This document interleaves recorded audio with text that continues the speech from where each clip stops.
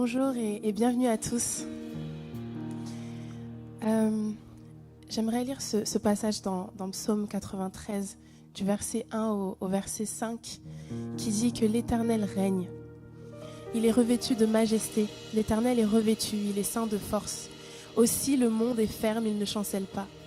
Ton trône est établi dès les temps anciens. Tu existes de toute éternité. Les fleuves élèvent, ô Éternel, les fleuves élèvent leur voix. Les fleuves élèvent leurs ondes retentissantes. Plus que la voix des puissantes eaux, des flots impétueux de la mer, l'Éternel est puissant dans les lieux célestes. Tes témoignages sont entièrement véritables. La sainteté convient à ta maison, ô Éternel, pour toute la durée des temps. Amen. Et ce matin encore, mais quelle grâce d'être ensemble, d'être réunis comme une seule et même famille en Jésus. Et pour vous qui peut-être ne l'avez pas encore accepté, sachez que vous pouvez faire partie de cette famille. Il a déjà payé le prix pour que vous puissiez librement faire partie de cette famille. Et Dieu veut nous rappeler encore ce matin qu'il est puissant.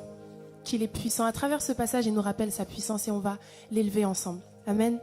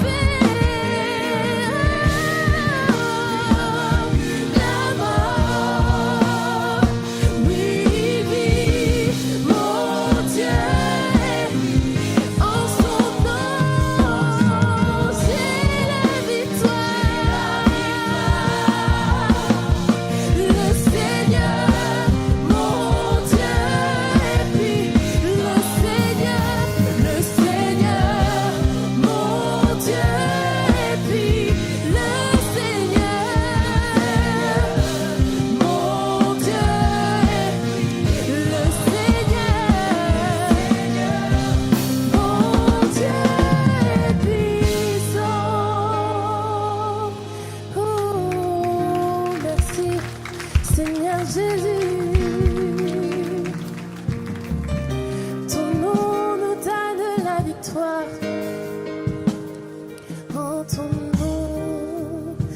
avons la victoire, oh Seigneur. Dieu l'a souverainement élevé et lui a donné le nom qui est au-dessus de tout nom, afin qu'au nom de Jésus, tout genou fléchisse dans les cieux, sur la terre et sous la terre, et que toute langue confesse que Jésus-Christ est Seigneur, à la gloire de Dieu le Père. Est-ce qu'on peut dire ensemble Jésus-Christ? Est-ce qu'on peut le redire ensemble, Jésus-Christ? Quand on proclame le nom de Jésus, il se passe des choses. Il est le nom au-dessus de tous les autres noms. C'est le seul nom digne d'être sanctifié, c'est-à-dire d'être mis à part. Ça veut dire au-dessus de tous les noms qui puissent exister dans l'univers. C'est le nom de Jésus. De l'aube au coucher du soleil, tes splendeurs nous émerveillent, et notre cœur d'enfant répond en glorifiant ton nom, chantons ton nom, ton nom, ton nom.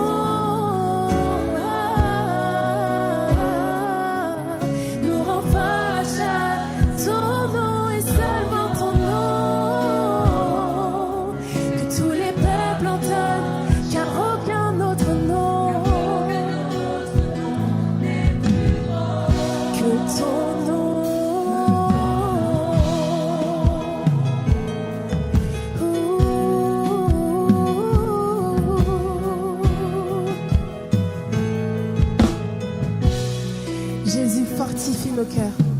Jésus fortifie par ta grâce et ta grandeur. Car c'est en toi que nous prions, Jésus.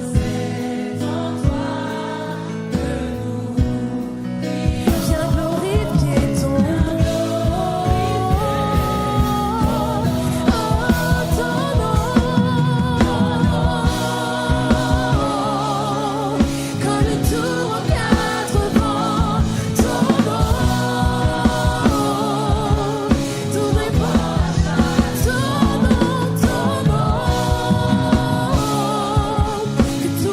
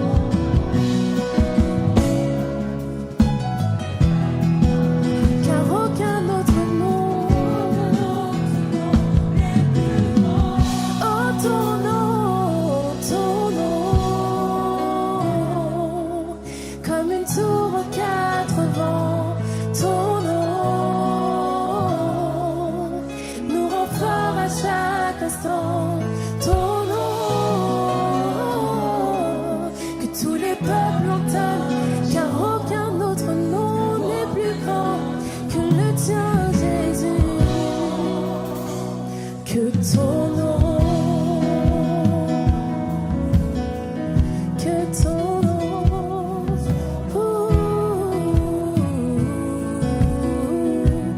ton nom.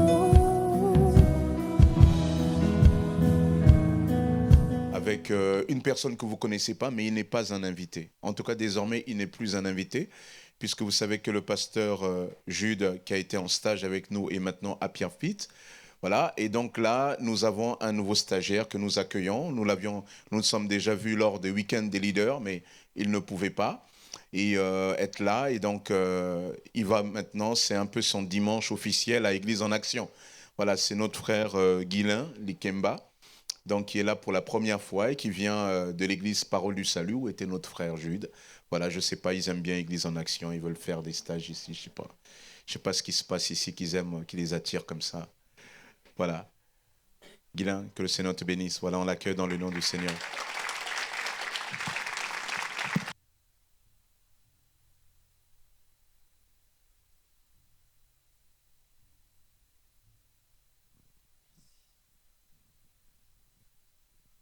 Bonjour à tous. Que le Seigneur vous bénisse. Amen. Nous vous aimons, c'est pourquoi nous venons toujours auprès de vous. Nous aimons l'Église en action. Vous êtes nos frères et nous bénissons le Seigneur pour votre présence. Et nous rendons grâce à Dieu pour ces dimanches. Et j'ai dit merci au pasteur Sosten et à toute son équipe. Et merci à vous aussi d'être venus ce matin. Que Dieu se souvienne de chacun de vous et qu'il vous bénisse. Amen. Sans plus tarder, j'aimerais que nous puissions prendre nos Bibles dans le livre de Marc. Marc, chapitre 5. Nous allons faire une petite longue lecture. Petite, mais un peu long. Chapitre 5, et nous commençons à partir du verset 21. La Bible dit ceci: Jésus dans la barque regagna l'autre rive, où une grande foule s'assembla près de lui. Il était au bord de la mer. Alors vint un de ses chefs de la synagogue nommé Jairus, qui l'ayant aperçu, se jeta à ses pieds et lui adressa cette instante prière. Ma petite fille est à l'extrémité. Viens, impose-lui les mains, afin qu'elle soit sauvée et qu'elle vive. Jésus s'en alla avec lui, et une grande foule le suivait et le pressait. Or, il y avait une femme atteinte d'une perte de sang depuis 12 ans. Elle avait beaucoup souffert entre les mains de plusieurs médecins. Elle avait dépensé tout ce qu'elle possédait et elle n'avait éprouvé aucun soulagement, mais était allée plutôt en empirant. Et a entendu parler de Jésus, elle vint dans la foule par derrière et toucha son vêtement. Car elle disait: si je puis seulement toucher ses vêtements, je serai guérie. Au même instant, la perte de sang s'arrêta et elle sentit dans son corps qu'elle était guérie de son mal. Jésus connut aussitôt en lui-même qu'une force était sortie de lui et se retourna au milieu de la foule. Il dit: qui m'a touché? Ses disciples lui dirent: tu vois la foule qui te presse et tu dis qui m'a touché? Et il regardait autour de lui pour voir celle qui avait fait cela.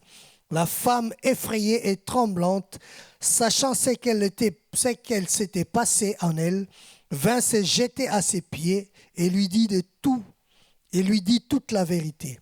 Mais Jésus lui dit: ma fille, ta foi t'a sauvée, va en paix et sois guérie de ton mal.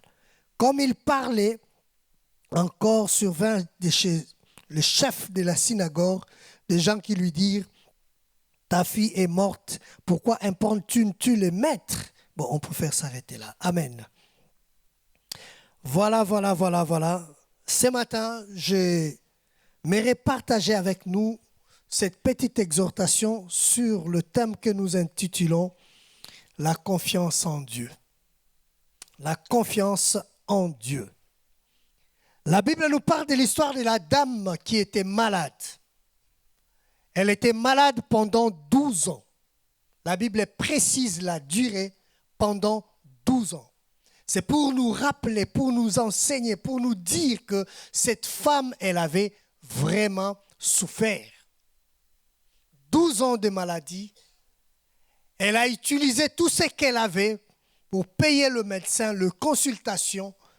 Elle a même vu, je crois, les spécialistes.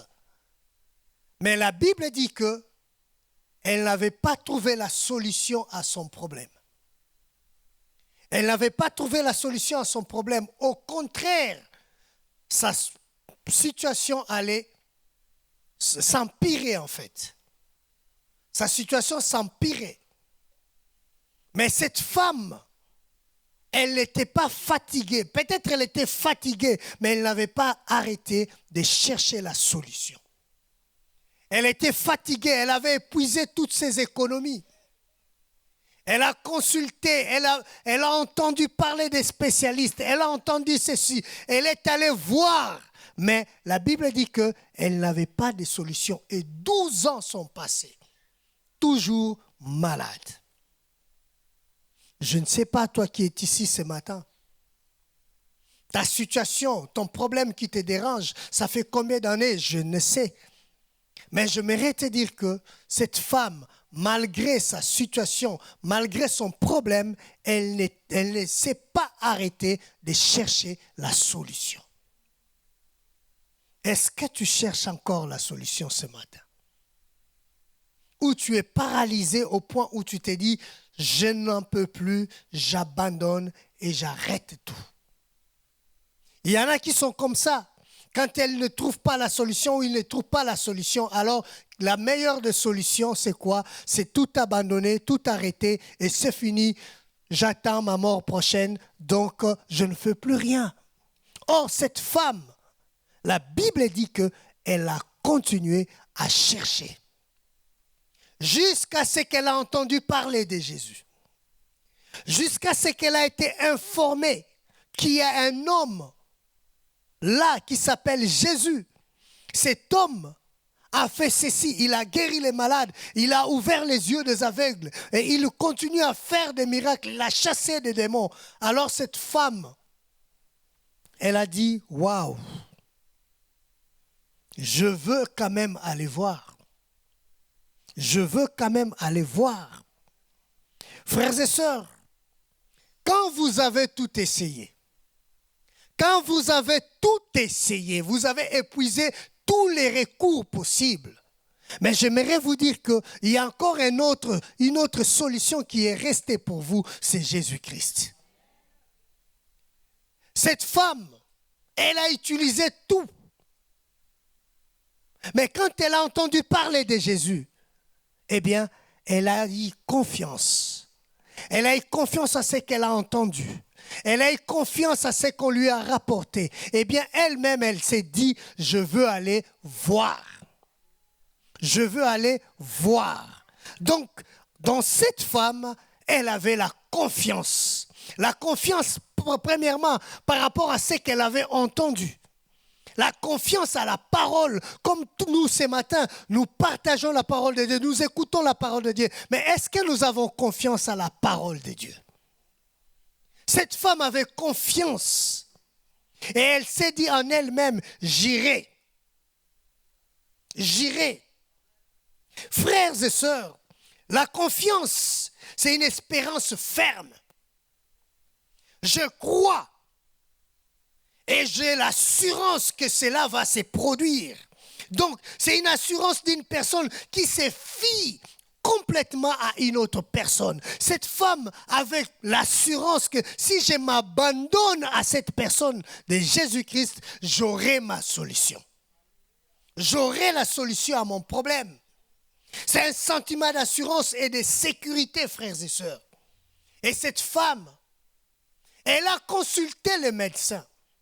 Peut-être pour ta situation, tu as consulté des avocats, mais pas de solution. Tu as déposé des CV, toujours désolé. Nous sommes dans les regrets. Eh bien, cette femme ne s'était pas fatiguée. Frères et sœurs, un homme avait dit que la confiance, c'est un ciment qui bâtit toute une relation. La confiance, frères et sœurs, c'est un lien d'acier qui consolide toutes les relations. Alors pour ta relation avec Dieu, pour que cela soit consolidé, eh bien nous avons besoin, ou tu as besoin de mettre ta confiance en Dieu. Tu as besoin de mettre ta confiance en Dieu. Au jour d'aujourd'hui, placer sa confiance en quelqu'un, ça devient un problème. Peut-être tu es là ce matin, tu as été déçu par un homme. Tu as été déçu par une personne. Peut-être tu avais placé ta confiance à un homme de Dieu. Eh bien, cette personne t'a déçu. Et puisque tu as été déçu par un homme de Dieu, alors tu as pris la résolution, j'arrête l'église. Je n'irai plus à l'église. Frère, c'est que tu n'avais pas compris. Il y en a des gens comme ça. Quand tu es déçu par un homme de Dieu, eh bien, il arrête tout. Comme s'il avait signé le contrat avec Dieu. Tu avais confiance à un homme. L'homme reste toujours l'homme.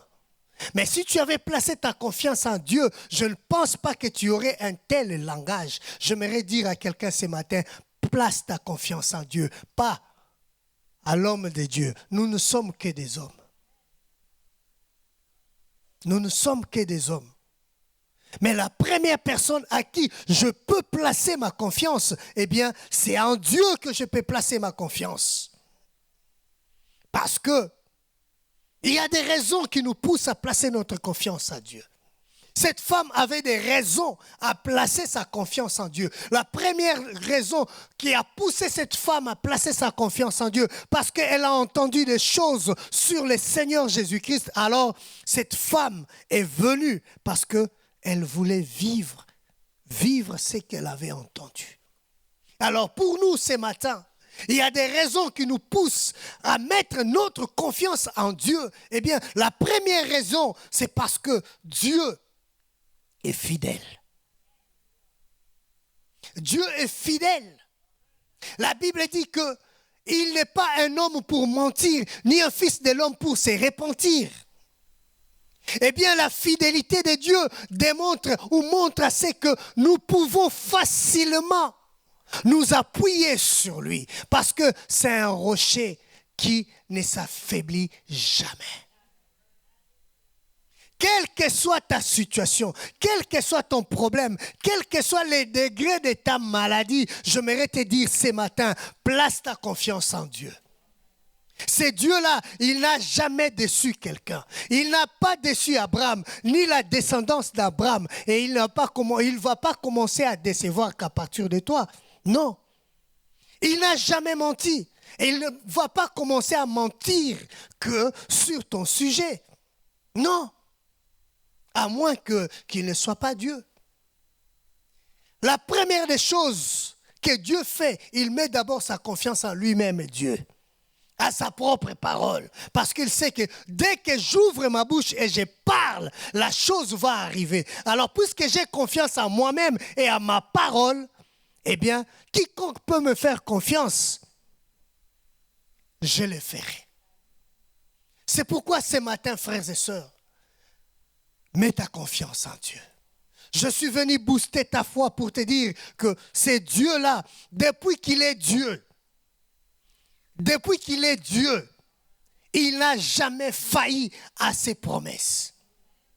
Il n'a jamais failli à tout ce qu'il a dit. Regardez tout simplement la lune ou le soleil. Depuis que Dieu avait créé et il a prononcé cette parole que le soleil, tu éclaireras le jour et la lune, tu éclaireras la nuit. Alors, depuis quel jour vous avez remarqué que le soleil a failli à sa mission. Vous vous réveillez le matin, il est 6 heures, à midi, il n'y a pas de soleil. Oh, mais il devait déjà être là, le soleil. Mais non, Dieu est fidèle. Quand il est l'heure pour le soleil de s'élever, eh bien, le soleil a déjà reçu la mission de la part de Dieu. Donc, tout ce qu'il fait, il s'élève pour éclairer le monde. Ça, c'est la fidélité de notre Dieu. Il a promis, il a dit à Josué, je serai avec toi. Josué ne savait pas ce qu'il attendait après. Quand Dieu prononce une parole, parce qu'il sait ce qui va arriver après. Josué ne savait pas le degré de combat qu'il attendait. Mais Dieu lui a promis parce que Dieu voyait déjà le futur de Josué, les combats qu'il allait livrer. Et Dieu lui a dit, je serai avec toi. Il lui a donné une parole pour la rassurer, pour lui donner la confiance, pour que Josué mette sa confiance en lui. Alors ce matin, il te dit, je serai avec toi. Mets ta confiance en moi parce que je ne t'abandonnerai pas, je ne te délaisserai jamais. Jamais. Alors, frères et sœurs, Dieu, c'est le créateur de toutes choses. Tout lui appartient. La deuxième chose qui nous pousse à mettre notre confiance à ces dieux-là, c'est parce qu'il est le maître des temps et des circonstances. Quelles que soient les circonstances que tu es en train de vivre, c'est lui le maître. C'est lui qui a le contrôle. C'est lui qui a les derniers mots. C'est lui qui peut dire et ordonner que les choses changent et les choses changeront. Alors pourquoi ne pas mettre ta confiance à cette personne, à la personne de Dieu? Le problème avec nous, parce que nous avons déjà des solutions. Et c'est pourquoi nous avons du mal à mettre notre confiance à ces dieux-là. Parce que ces dieux-là n'a jamais failli à sa mission. Ces dieux-là n'abandonnera jamais ceux qui espèrent en lui. Si tu tournes tes regards vers lui, et tu crois sincèrement que lui, il est capable de faire quelque chose pour toi, eh bien, abandonne-toi à lui. Cette femme avait compris cela. Cette femme a pris la résolution. Oui, j'ai consulté les médecins, mais là, il y a une personne que je n'ai jamais consultée, c'est la personne de Jésus. Si vous êtes là ce matin, peut-être vous avez été invité, peut-être vous êtes venu parce que la famille vous a demandé de venir à l'église, et pour vous, peut-être c'est la première fois, eh bien, j'aimerais te dire que la meilleure des choses que vous avez fait, c'est d'être dans cette salle ce matin. Parce que le Seigneur veut s'occuper de toi particulièrement. Alors mets ta confiance en lui. Abandonne ta vie tout simplement à ces dieux-là et tu verras la suite avec lui. Parce qu'il ne déçoit jamais. Jamais. Troisième chose, pourquoi je mets ma confiance à ces dieux-là? Eh bien, parce que ce Dieu-là n'a jamais menti. Rien ne lui est impossible. Puisque rien ne lui est impossible, alors tout ce que je peux faire, c'est je m'abandonne à toi. Parce que rien ne lui est impossible. Je ne sais pas chanter. Rien ne lui est impossible. Alors, puisque rien ne lui est impossible, eh bien, je ferme les yeux et je m'abandonne vers lui. Je me laisse vers lui. Cette femme avait compris. Elle avait compris qu'il n'y a pas d'autre moyen. J'ai essayé tous les autres moyens. J'ai épuisé tous les recours. Et même ma réserve stratégique, je l'ai touchée pour que je puisse trouver la solution à mon problème. Mais je ne l'ai pas eu. Alors, je vais vers Jésus.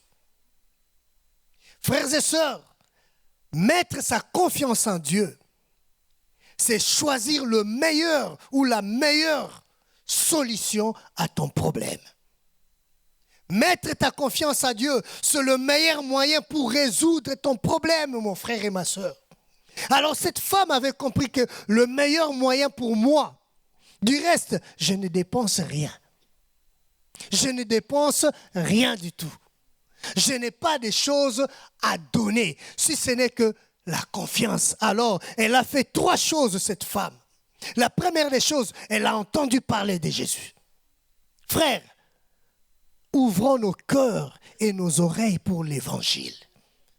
La Bible dit que la foi vient de ce qu'on entend, et ce qu'on entend, c'est la parole de Dieu. Donc, quand nous avons écouté la parole de Dieu, cette parole produira la foi en vous, et cette foi créera la confiance dans votre cœur. Eh bien, vous allez voir que le seul moyen pour résoudre vos problèmes, eh bien, c'est Dieu. Cette femme avait compris cela, malgré toutes les démarches qu'elle avait faites, qui n'ont pas abouti. Alors, quand elle a entendu parler de Jésus, eh bien, elle a mis sa confiance en lui. Elle est venue, la deuxième chose, la Bible dit qu'elle s'approcha de Jésus. Peu importe la manière dont cette femme s'est approchée de Jésus, la manière ne compte pas. Mais ce qui compte, c'est de s'approcher avec confiance. Tout ce qui compte, c'est de s'approcher d'abord, mais avec confiance. Certaines personnes ont entendu parler, mais quand il y a l'appel, ils ne s'approchent jamais. C'est bien d'écouter, c'est bien d'entendre, mais il faut aussi faire le pas de la foi. Cette femme a fait le pas de la foi. Elle s'est approchée, mais avec foi et confiance. Et sa foi et sa confiance lui a poussé à faire un geste. Et vous savez quoi? Elle a touché. Peu importe la manière où tu viens au Seigneur, peu importe la manière dont tu t'approches de lui, le plus important est que tu arrives à toucher le cœur de Jésus. Par ta foi, par la confiance, tu peux toucher. Au jour d'aujourd'hui, il n'y a pas sa robe, il n'y a pas ses vêtements, mais nous pouvons le toucher par la foi et la confiance que nous mettons en lui. Quand j'ai confiance en lui, quand je ferme les yeux, je sais que je n'ai pas de... Vous savez que Dieu aime quand nous arrivons au bout et qu'on sait qu'il y a plus d'autres solutions si ce n'est que lui. Alors quand tu t'approches vers lui, tu ne calcules pas, peu importe ce que les gens peuvent dire. Mais moi, je sais que là, j'aurai ma solution. Là, j'aurai ma solution. Là, c'est la solution à mon problème. Là, c'est la guérison qui m'attend. Là, c'est la solution pour mes enfants qui sont devenus des délinquants. Je sais que le Seigneur est capable de fléchir leur cœur. Comme il avait dit, j'ai ramené le cœur des enfants à leurs parents. Alors, je vais vers lui avec confiance. Frères et sœurs, même si la situation économique, les gens n'embauchent plus, il n'y a plus des embauches, il n'y a plus de ceci, où les choses tournent à vinaigre, mais je sais que je mets ma confiance à ces dieux-là. Il ne m'abandonnera jamais.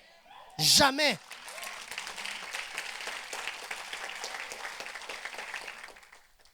Frères et sœurs, quand on fait confiance à Dieu, eh bien, on abandonne tous les raisonnements humains. Je dis bien, les raisonnements humains n'ont plus lieu d'être quand on fait confiance en Dieu. Le problème avec nous, on dit que nous faisons confiance en Dieu, mais ce qui nous tue est que nous avons nos plans B dans la poche. J'avance, mais j'ai mon plan B au cas où ça tardait. Au cas où le Seigneur tardait d'agir. Donc je sais que celui-là, il y a un homme qui m'avait promis un chèque. Donc en sortant d'ici, je file directement vers lui parce que je sais que le Seigneur, lui, ça tarde toujours. Qui vous a dit que ça tarde toujours? Demandez à cette femme de 12 ans de maladie. La Bible dit que quand elle a touché, en un instant, sa maladie, elle a été guérie. Donc pour vous dire que non, même si ça tarde, j'attends. Il y en a dont le Seigneur donne tout de suite. Mais il y en a d'autres, il faut attendre. Attendre. Quand le Seigneur te dit attendre, fais orange. Orange, c'est pour te dire que non. Ralentis un tout petit peu. Attends. Ne te presse pas, attends. Le problème avec nous, c'est que nous sommes habitués. Nous sommes une génération instantanée. On veut tout de suite. café instantané, lait instantané. McDo, tu payes et tu attends, on te livre. Et nous pensons que Dieu fonctionne comme McDo ou comme produit instantané. Non. Non. Dieu veut nous apprendre à lui faire confiance. Parce que si nous voulons marcher comme des produits instantanés, les jours où le distributeur ne donnera rien du tout, eh bien, on est prêt à filer vers un autre distributeur. Or, Dieu veut que nous puissions lui faire confiance, enlever tous les raisonnements humains. Parce que si cette femme avait le raisonnement humain, elle allait dire que non, bon, j'avance, peut-être que ça va marcher. Non, elle n'avait pas ces raisonnements humains. Elle avait déjà essayé partout. Mais quand elle s'est avancée, elle a dit elle-même que non, je serai guérie. Je serai guérie. Donc elle avait la foi, elle avait l'assurance, elle avait confiance que non, une fois que je touche, je serai guérie. Oh, ce matin, j'aimerais que quelqu'un puisse avoir confiance en Dieu. Et je crois ce matin, quel que soit ce que le médecin vous a dit, quel que soit ce que les médecins ont écrit dans votre, je ne sais pas, rapport de maladie, et j'aimerais te dire que non, si tu as confiance en Dieu, ce Dieu-là est capable de changer votre situation. De changer votre situation. Frères et sœurs, quand on fait confiance en Dieu, eh bien, on vit pour Dieu. On dépend de Dieu. La Bible dit, ne vous inquiétez de rien. Pourquoi ne pas s'inquiéter de rien? Parce que votre Père céleste sait. Il sait de quoi vous avez besoin. Il sait que vous êtes malade. Il sait que vous avez besoin d'argent. Il sait que vous avez besoin d'avoir une solution à un problème. Il sait, votre Père Céleste sait. Et puisqu'il sait, il n'attend pas que tu puisses t'inquiéter. Non, puisque mon Père sait. Donc moi, ce que je peux faire, je me repose tranquille et je lui fais tout simplement confiance. Confiance. Je me repose tranquille. Parce qu'il a le contrôle sur toutes choses. Je lui laisse agir, peu importe le temps que ça prendra. Je sais qu'il est le maître des temps et des circonstances. Alors, 1000 ans pour lui, c'est comme un jour. Eh bien, pourquoi je dois m'inquiéter? Je laisse Dieu agir et moi, j'attends. Tranquille, mais avec confiance. Confiance, frères et sœurs. Oui, je dois mettre ma confiance en Dieu. Frères et sœurs, Dieu a besoin de celui qui a totalement confiance en lui. Vous savez, s'abandonner, au jour d'aujourd'hui, c'est un problème. Dire à quelqu'un que non, j'ai abandonné ma vie entre les mains du Seigneur. Waouh! Ça devient un problème. On est au 21e ou 22e? 21e. Donc, le problème de confiance en 21e siècle, c'est vraiment un vrai problème. On ne sait plus faire confiance. Mais le Seigneur connaissant cela, et tout ce qu'il te dit, eh bien, si eux échouent, ou ils ont créé des difficultés dans le cœur de plusieurs parce qu'ils les ont déçus, mais moi, je ne te décevrai jamais. Jamais, jamais, jamais. Ce matin, le Seigneur veut que tu renouvelles ta confiance en lui.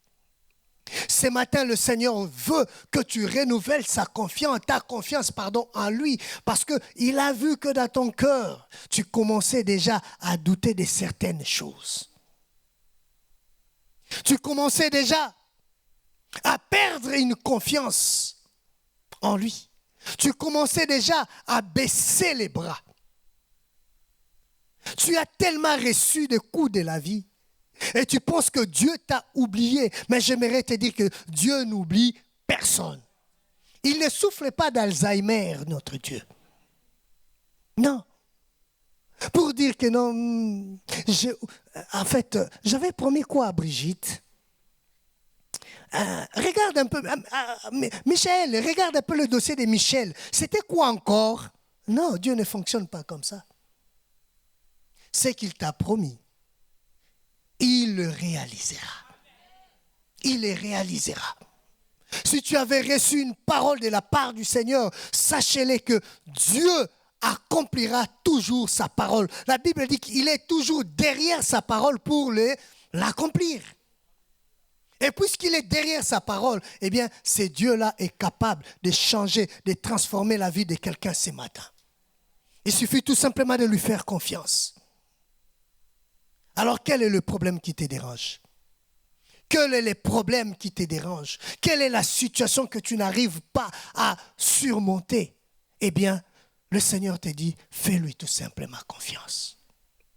Confiance à Dieu.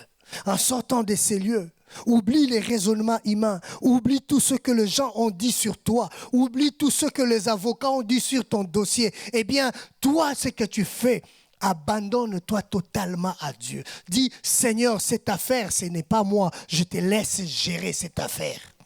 Moi, je croise les bras et je te regarde. Frères et sœurs, la meilleure façon de faire confiance en Dieu, ça passe aussi par la prière. Parce que quand je prie, je m'abandonne, je rappelle à Dieu ses promesses. Eh bien, ça fait naître la confiance et la foi en moi. Eh bien, je m'approche encore plus de ce Dieu-là.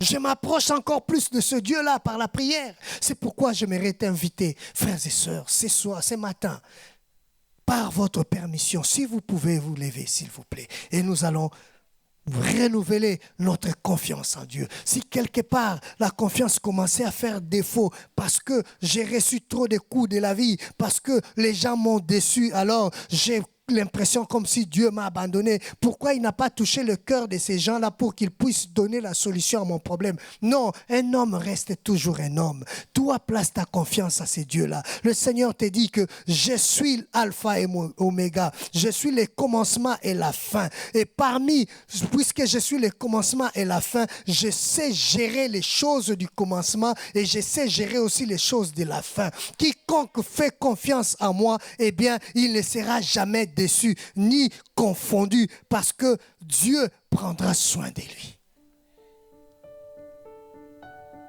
Nous allons fermer nos yeux. Et si quelque part, je ne sais pas, si tu commençais à baisser les bras dans la prière, tu commençais à baisser les bras dans la méditation de la parole de Dieu, tu n'avais plus le temps pour le Seigneur. Tout ton temps, tu les as investis parce que tu voulais gagner plus, tu voulais faire plus, trouver les solutions par toi-même. Eh bien, tu as commencé à tourner les dos petit à petit du Seigneur. Tu es présent, mais tes pensées sont ailleurs. Tu commences déjà à penser au plan B, comment trouver la solution pour ceci, pour cela. Eh bien, le Seigneur te dit tout simplement, renouvelle sa confiance à lui. Élève ta voix, commence à parler à Dieu. Commence à parler à Dieu. Ne regarde pas à ton problème, mais regarde à celui qui a la solution entre ses mains. Commence à prier, commence à parler à Dieu. Je t'encourage à parler au Seigneur. Je t'encourage à lui rappeler combien tu l'aimes. Si quelque part il y avait déjà un défaut de confiance qui s'est installé, dis Seigneur, je renouvelle ma confiance en toi. Je crois encore en toi. Je veux encore avancer avec toi. Je vais encore monter encore plus haut avec toi. Je vais aller encore expérimenter les choses avec toi. Parce qu'avec toi, je veux vivre les miracles. Rien n'est impossible à toi. Tu as dit que ceux qui croient en toi, Seigneur mon Dieu, ne seront jamais confondus. Alors j'aimerais vivre la parole de Dieu dans ma vie. Oui, frère, oui, mon frère, oui, ma soeur, élève ta voix. Commence à parler à Dieu. Commence à parler à Dieu. Commence à dire à Dieu que je m'abandonne à toi. Je laisse ma famille, je laisse mon foyer, je laisse mon mari, je laisse mes enfants entre tes mains. Je te fais confiance, oh Dieu. Merci Père, merci, merci Père.